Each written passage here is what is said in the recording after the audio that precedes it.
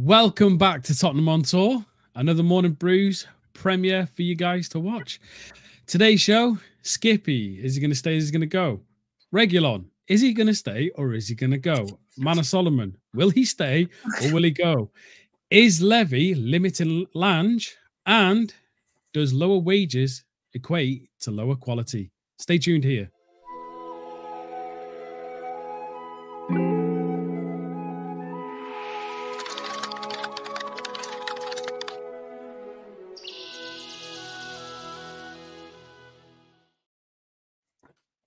Good morning, everyone. Welcome back to Tottenham on Tour.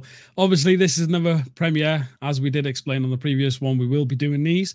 We will be in the comments talking to you guys, hopefully answering questions and any comments you have. So please, while watching this, drop any comments and thoughts about this. But I'm joined again by my guest today, which is Brian Dagul. How are you, sir? Yeah, I mean, I felt weird today saying my guest, Brian Island. So now being called the guest, it's strange. But what I will say is I'm good. Those were definite curveballs you've chucked in there. But I will say yesterday's premiere has done really well and the chat was incredible. You probably will be in there. Me shouldn't be in there because it's 4 a.m. in the bloody morning. But I can pretty much guarantee you the way I'm sleeping, I'll be in there. But it was great to see so many people in the comments yesterday. And look forward to the same today, buddy. Yeah, I agree. Like, I managed to get in as my car was having an MOT, which it failed. So tomorrow... My cow was having... No, my car. Yeah, that makes more sense. Yeah. Makes more sense. Yeah. If my cow failed its MOT, like, then I'll have to put it down, won't I? Get some burgers on the go or something, you know? I will say, people are probably saying in the comments right now, if it was an animal, it probably wouldn't be a cow. No. But yeah, so anyway, let's go on with the show. Obviously, a report came out that teams were looking at Oliver Skipp. I believe it was Paul O'Keefe who came out and pretty much squashed them. But I've always said, and I've said it many times on the shows, there's never smoke without fire. So obviously, a rumour mill going round, it's kind of a weird one that it's Oliver Skipp. And we know the reason Tottenham will find it hard to get rid of Skipp is the homegrown issue and obviously club trained issue. When these rumours popped out, and obviously you've seen this, what were your initial thoughts? And do you think it would actually make sense for Skipp to leave and open up a space for another player? And do you think if he was to leave, we should use that opportunity to bring in an English homegrown player to fill either another spot or that same midfield spot? Ollie Skipp, for me, I think he deserves to go and get first-team football. He's been with us for a long, long time. Obviously, the last few years, he has got first-team minutes. He has picked up injuries. He has had some very good periods. I think it's come to the point where this guy needs to go out and play some proper football. I'm with you. There's no smoke without fire. And from what I was just speaking with Simeon from We Are Tottenham TV, it's Skippy that wants out because he wants minutes. It's not Spurs are open to offers, and obviously there are talks that we are, but it sounds like it's more coming from Skippy than it is from Spurs. And I totally get it. I can't see him in Ange's system. If it was still Conte, Mourinho, whatever, then maybe. I don't think he's the right fit for Ange Postecoglou. I think we have better players that can do it right now in the style he wants. And obviously, Alfie, whether he stays or goes on loan, which I think he will go on loan, is an option. But yeah, I think the time has come, personally for me and personally for Skipp, in my opinion, that he departs. So do you think it will be this window he goes, or do you think he'll be like putting the feelers out this window saying, look, he wants to leave, wants to get first-team football, and we'll probably see this happen in January or something, because there's not really long of the window left. And to force someone to come in and take Skippy from Spurs, it's not going to be a cheap transaction. He's still got a couple of years left on his contract. He is English. He's homegrown. The tax of that and the value, what do you think a fair value would be for Oliver Skipp? I don't even know how to gauge this right now in the market, especially with prices such a high, especially with the English tax. 10, 15 million, I think, for Skippy.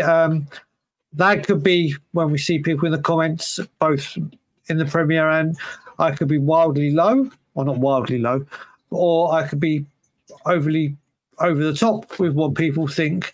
But I think in today's market, then you add the English tax, he goes for that value. And we've seen, like at Norwich, in the Championship, he excelled. And I think in the right team, in the right formation, in the right style, he can do the same again. So we'll have to wait and see. But I'm talking solely from, like I said, mainly looking at it from Ollie Skipp. And I think Ollie Skipp deserves to go play first team football. Yeah. And obviously, I want to ask you this, because obviously if Skipp was to go, we know we've got a fair few midfielders in this squad. And obviously, we've heard that possibly, I know it's gone quiet now, but Lo Celso's probably going to leave and things like that. If Oliver Skipp was to leave and we sold him for that value you said, 15, 20 million, 10 to 15 million, sorry. I was going to say more like 20, 25 million. I'm probably, so we're in a ballpark there of value of Skipp. A big ballpark. If we were to replace him with another English player, now I'm going to give you a name now. Okay. Would you be happy if we were to get rid of Skipp? Obviously, Lo Celso's gone, so we've got an extra few space and everything. With Morgan Gibbs White coming in. I thought you were going to say someone else. I want Morgan Gibbs White at Tottenham, full stop.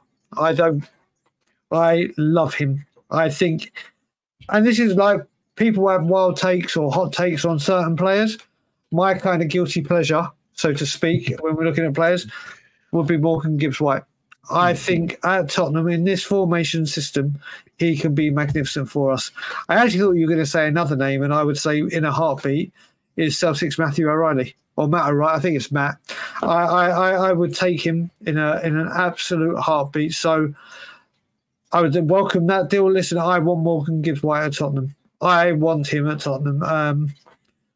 So the answer to the question you asked is 100%. But I would also welcome Matthew O'Reilly.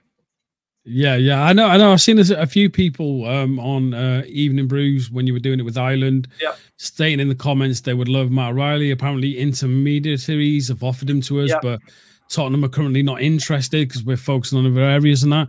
Which we'll move into that type of talk a bit later on. But I want to move on because obviously another report came out about Sergio Reguilon. Now we know during pre-season he completely was left behind with Brian Hill to get a move. It seems very quiet on that front. I mean, for a quick left back, however you want to call him, and he wouldn't exactly be as a high value. For some reason, it doesn't seem like he's got a lot of teams wanting to actually look at him. So far in the news, obviously we don't know behind the scenes, there could be millions.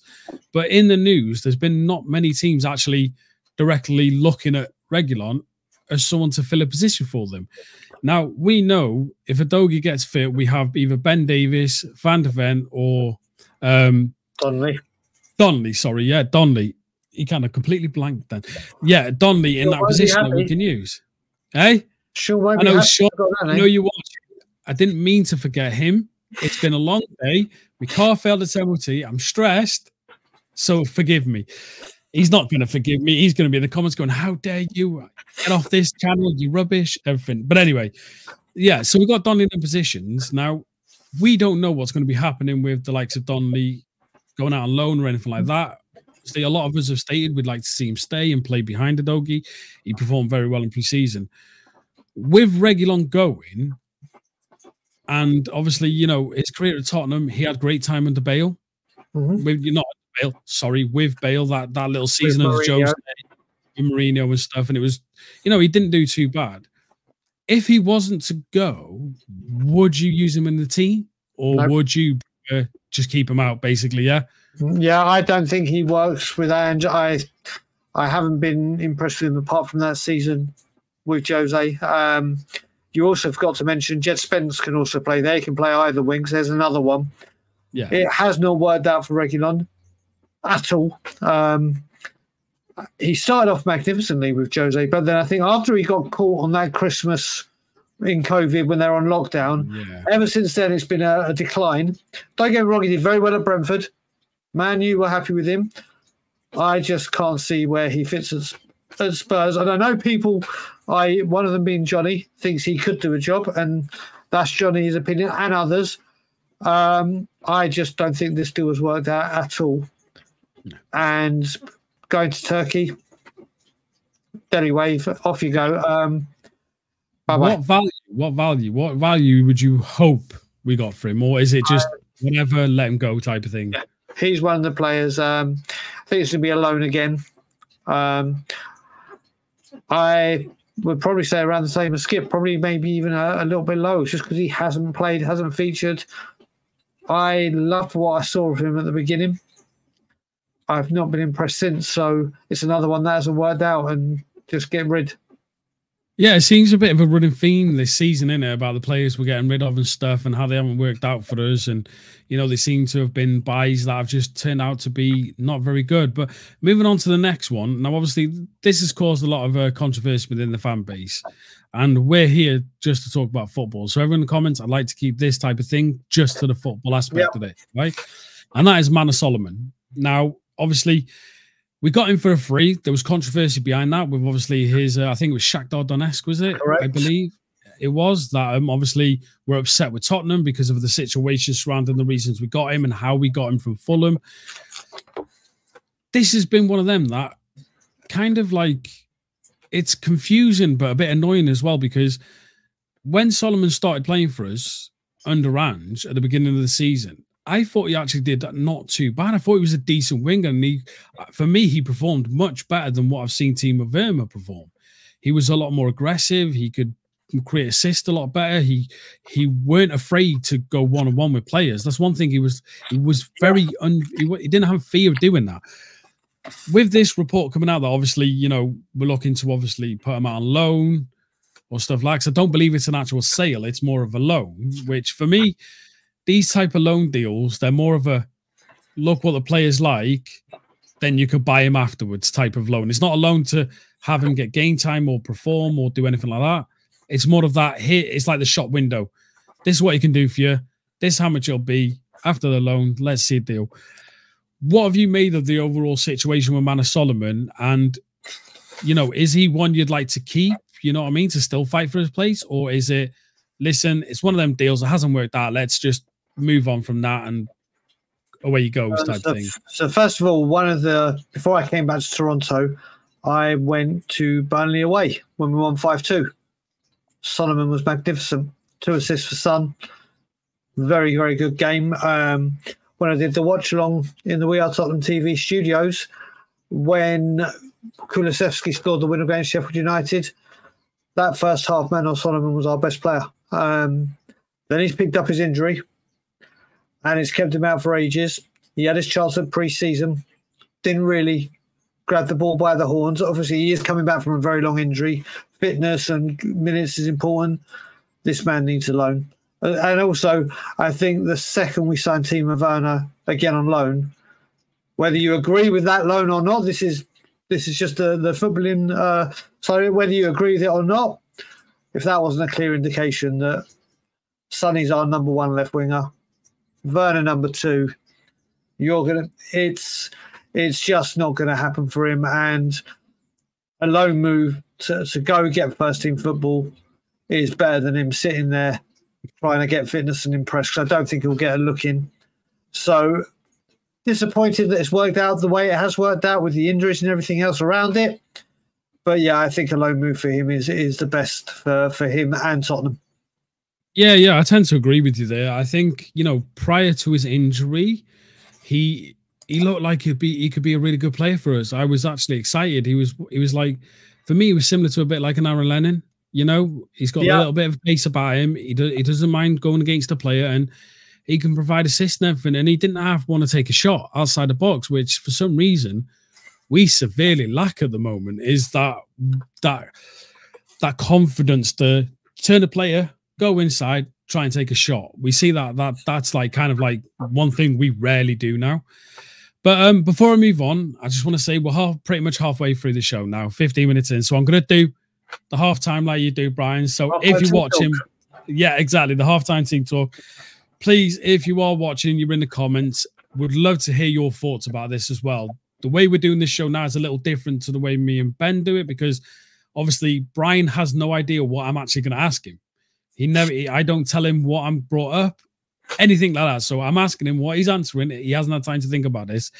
But please, I want to hear your comments. If you agree, if you don't agree, whatever, it's fine. Opinions and opinions. You've got yours. Let's hear them.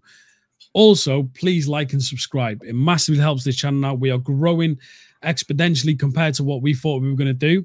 We're loving it. We're loving the community we're creating, and everyone in the chat is fantastic. So yeah, there's the halftime team talk. And now on to the two big topics, which I think is going to probably take over the rest of the show. Now, I thought of this and I wanted to ask you this because I don't think people have touched upon it, but they haven't gone in depth on this really. And that is Levy limiting Lange in his ability to bring players in and stuff like that? Or is Lange basically sat down with Levy, had the conversation and said, you know what, this is what we're going to do. This is how we're going to perform in the transfer market. This is the type of player we're going to look for, etc., etc., etc. And basically, this is what the fan base is seeing now. I want your thoughts fully, you know what I mean, in the new, calm, collected Dagul way that everyone's loving. The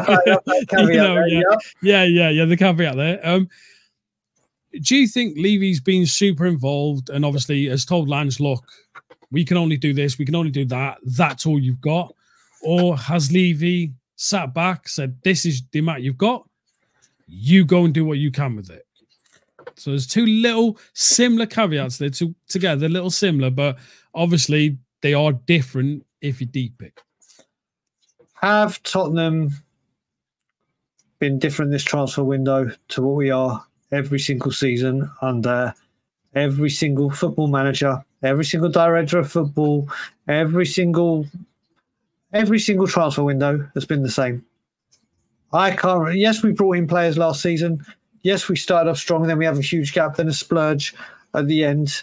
Is Daniel Levy holding back Lange? Is Daniel Levy holding back McKenzie? Is Daniel Levy holding back Ange Postecoglou, most importantly? For me, and I've yet to be proven otherwise, it's a resounding yes.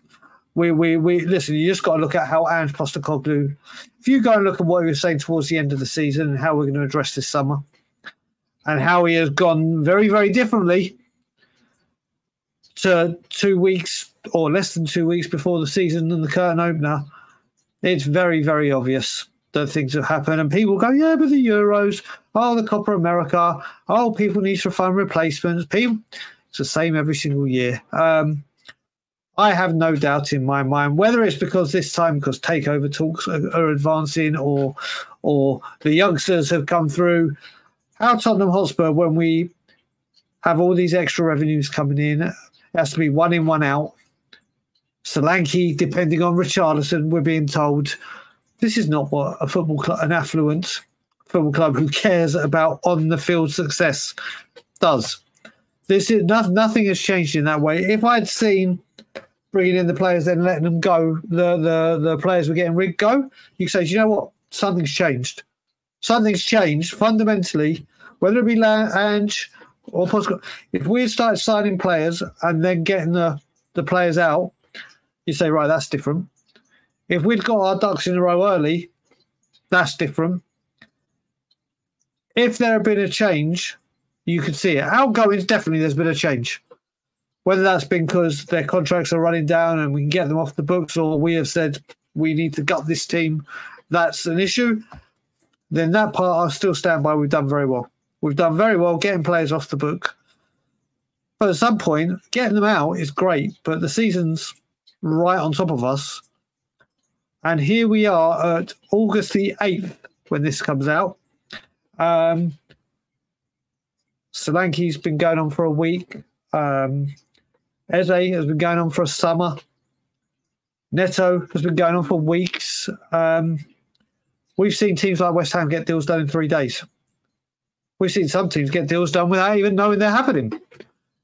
And we have done that with the outgoings with a couple. So there is credit there. But nothing's changed. Nothing's changed. Listen, once this window shuts, if we have Eze, Solanke, a midfielder, or other players, then you can say, you know what, they got the job done in the end. But my God, did we wait till the last minute or we kept it quiet? But to me, there's definitely something that's gone on this summer where Ange was given assurances when he joined the whole season through. This is how we're going to attack the summer. And then summer has come along and it's like, yeah, well, we know we said that, but this has happened. And now because of this and that, it needs to change. It needs to be reflected. I need to see customer service and everything at work. You have key performance indicators where you can determine who's doing good at what and bad at what the other, and try to coach them. Well, in our key performance indicators, where has there been a change in approach? No, there hasn't. We're still doing the same things. We're still here going into this season going, well, what are we doing? So for me, no, nothing's changed. And I do think Levy is up to his tricks. But again, it could change and I could be here in a couple of days or by the end of the window going, do you know what? Somehow we pulled a rabbit out of our hat and played a blinder. But I'm one of the guys, old school, that I want my players in as early as possible. But I keep saying now, I'd rather get the right person in later than the wrong person in quicker. It's just whether the right people come in. Yeah. I like that little bit at the end, though, right? I like that little bit at the end. Like, you know what I mean? That's a good way of thinking about it. With this, obviously, kind of switch, because we all heard so early on that this window is going to be so exciting for us and it's going to be fantastic and everything seemed positive. I mean, we finished 5th last season after a torrid season. However you want to see it and however fans want to see the reason why or whatever, that's your opinion. What do you think has actually fundamentally changed? Because last window, we got some okay players in, you know what I mean, quite early on, and we brought them in and we were excited by that. The previous summer to that, why has it taken 2 windows to now decide, after having finishing in an okay position, not the best, but an okay position due to circumstances and what have you? Why do you think it's now this window that we decided to go, you know what, let's clear our books, let's get rid of these players that we know haven't worked since Jose. Some of them who have been there, the Ndombles, the Lo Celsos, the Reguilons. Then you've had 2 windows already for Ange, technically, if you want to see that like that. 2 windows for Ange. Why this window? Why do you think this is the one that decided to go, you know what, let's get these players off the books? Because you'd think if they wanted to do that, they would have had this plan already. So with the known, these are the players we want to get rid of. These are the players we're going to kill contracts. We're going to let go on loans and whatever have you. Why is it we still haven't decided that these are the players, not these, decided to bring in the players that will replace them now? Do you know what I mean? Can you get what I'm trying to say there? Yeah, so first of all, you got to look at with the outgoings, Perisic, Dyer, Tanganga, Cess, and there's another one that was in the last year of their contract. Ndombele. Yeah. Some of them were at the end of their contract and had that year extension, whatever, which we didn't take advantage of, thank God. And with Tanganga, we let him go and let Millwall take him for free because he was released. So those 5 was always going to happen. Those 5. And you look at it, and I said when we hired Lange and McKenzie, and I think we hired them around October, November, around that time, I was saying that I don't think they're going to have an impact on the January window because hopefully the plans were in line for January. I think they were gearing up for the summer. Now, yes, the way I interpreted it and was thinking about it was gearing up for a summer of spending. Maybe they were gearing up saying, right, we need to clear the decks. We need to rip out. We need outgoings. Obviously, whilst focusing on ingoings, but maybe their debrief from the man upstairs and Ange Postecoglou was, right, these players, some of them aren't going to be here next year. I want them out, which doesn't excuse not bringing the incomings at all. So was Lange's main task, get these guys gone, use your tactics and your contacts, get them out. Use all your get your Filofax out, get your mobile out, and use all your contacts. Maybe. But we have done well outgoing. We have cleared it. It had to come at some point. But like I said, a lot of these players were either on the last year of their contract or their contract was up with the extension, so we could easily dispose of them and get them off the books.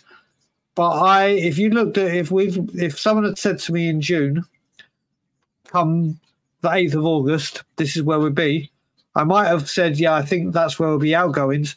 I certainly wouldn't have agreed incoming. I would have thought at least 2 more in the door by now. But what I will say in closing with this is Mickey van der Ven arrived before our Shakhtar Donetsk friendly, a few days before the season started. He had a week of training. He hadn't even signed when he was at the Donetsk game. It was like deal agreed. He came over, signed a couple of days later, had 3 or 4 days with the lads, and then went straight in, and look how he did. Now, I'm not saying that works like that for every player, but there is time. But I wish we had done more proactively by now. Yeah, I agree. And going on that Van der Ven point there as well, he's not just the only one that's done that. I mean, I know he didn't have the best career for us, but Steven Bergvall, he didn't even train for us. He had nothing. He got bought a day before the City game, and he scored that goal at City, which was a wonder goal, and we all got excited, and it went downhill from there. You know what I mean? In the end, it didn't work. But anyway, moving on to the last point, obviously it feeds off from this point now, is does lower wages, because we heard a report saying that Spurs want to kind of clear the wage deck, basically get a lower wage bill at the end of it and all that. Now, a lot of people I've seen around on X and obviously on YouTube have all been like a bit, up in arms about this and, worried. Does lower wages equate to lower quality players? Now, the reason I ask this is because it's clear now we're looking at players on a bit of a lower wage bracket. Now, I know people are going to bring up Timo Werner, but there's no way we're paying the 160,000 a week that he's on. It's going to be much lower than that from reports that people have said. Now, with the other players going, Archie Gray, I mean, he's probably on, less than 40,000 a week. Not bad for an 18-year-old. No, of course not. It's probably even lower than that. And now, when we brought in Udogie and Pape Matar, they were both put on £10,000 a week. Van der Ven, I think he's on something like 30, I think 20, 30. If I'm wrong in the comments, please correct me. I would appreciate that, but I didn't want to bring up the wages. I want to just talk about it just as we know it, rather than try and just bring them up and get all like that. So obviously with this new approach that we're probably taking, clearing the wage deck and looking at bringing in players possibly on lower wages, does that equate to worse quality players? Or do you think we need to kind of scrap that approach, look at other teams, the likes of Cities and Liverpools who offer that higher wage bracket, the Uniteds and that, and try and go down their route? Because we know United offered stupid wages to players. Yep. I mean, Phil Jones is on 600 grand a week up until his end of his contract. No way was Phil Jones on that. No way he was on something stupid. No, he was on something so stupid. 600 grand a week, that's for damn sure. I don't know if it was 600 grand. It might have been my brother just joking with me on that. But yes, he probably was. Yeah, but anyway, sorry. I think he was on 200 grand a week. Say, yeah, he was on something stupidly high. Yeah, and now he didn't even play for United. So when you can look at other teams with higher brackets, look at teams with lower brackets. What is your thoughts on this process that we might be going down? I'm not saying it's fact that we might be going down. Right, so there's actually going to be a compliment towards the board in some section of this breakdown. So, first of all, the way we've cleared the wage bill now should be able to entice to sign the odd big player and go, right, we're going to pay you the wages. Whether it be 200, 250, 3 being tops is where I can see us going right now. I can't see us paying the 400 grand a week. And I'm sure players like Son I have to be the highest earner or on par with the highest earner. So the money is there to get the right player in and give them the right money that they will deserve or ask. What I will say that Spurs do well is you can look at Dele Alli and you can look at, I'll give you the prime example, Destiny. Destiny comes in on a probably better wage than he was in Italy, but on a low wage on par to the rest of the team. He does really, really well at the start of the season. And Spurs go, do you know what? We're going to give you a new contract. And rather than going, bang, you're going right up there to the top earners, they'll double the wages or around that kind of area. He'll commit for a longer term. If he does well again, it'll be like, right, we need to give you another contract. We'll up it again. Maybe not double, but we did it with Dele about 4 times in that 2 years. So when Spurs bring in players like that, like a Destiny, Spurs saw the talent and straight away like, right, you need a contract to extend your stay and we'll pay you. So when they do that, they do it very well. That they do well. They did it with Dele. Obviously, we know what happened with Dele at the end. But the wages have been cleared to be able to pay the big wages. And if we want to get the big players in, we're going to have to pay the big money. So lower quality, yes, you are getting lower quality if you pay less. But if you're going down the youth like we've done with Destiny, with I wouldn't say youth with Vicaria, but you know what I mean, the players that we've brought in, Van der Ven, I'm sure we're going to be giving him a contract sometimes this year. If he start, he'll be like, right, we're going to double your wages. Spurs do that part well. They don't go from bang to bang. But yeah, they need to use the money we've saved on this wage bill to pay the elite player we want to bring in the correct money. Yeah, I completely agree with everything. And before everyone kills me in the comments for my brother completely making me look an absolute, I'm getting killed for this. He was on 75 grand a week, apparently. But my point still stands on that. 75 grand a week for a player who was there for however long, and he didn't even play for like 3-4 seasons. Do you know what I mean? So it's stupid like that. So yeah, kill me in the comments. My brother's made me look a fool. He's I mean, your brother's made you look a fool. He has. He's made you look more than a fool. For you to think 600 grand. The thing is, ain't even on that. I know. Yeah, I know it's completely wrong. But obviously, in my head, yeah, it just when I was talking about United and everything, I was trying to bring up a player, and obviously that point it just came into my head and. I didn't even think to check it, and it's just so stupid. And he's Marcus Rashford 350. Phil yeah. Hey, here you go, Morning Brews. You can have a great laugh on my stupid expense, and while you're drinking your coffee, enjoying this show, there you go. You got your coffee. Yeah, it's spitting out your coffee. Yeah. Oh, I should have said prior. But never mind. Because you spat out your coffee, it's my fault. The mess you've made is all on me. So there you go. But anyway. The end of the show, Bri. Another premiere, another Morning Brews done.